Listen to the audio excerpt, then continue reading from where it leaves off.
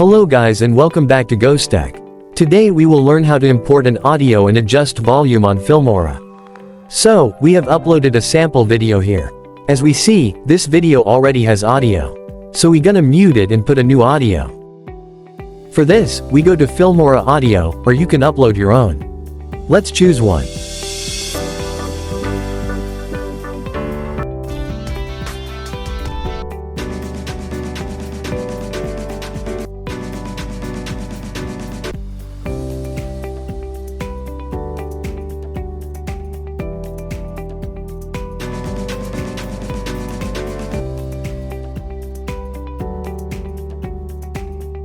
Then, we crop it to make equal to video.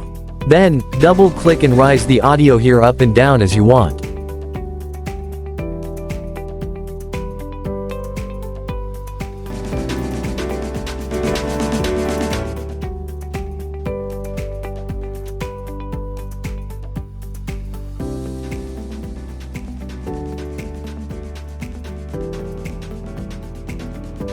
That's it. Thank you for watching, and don't forget to like, comment and subscribe for more.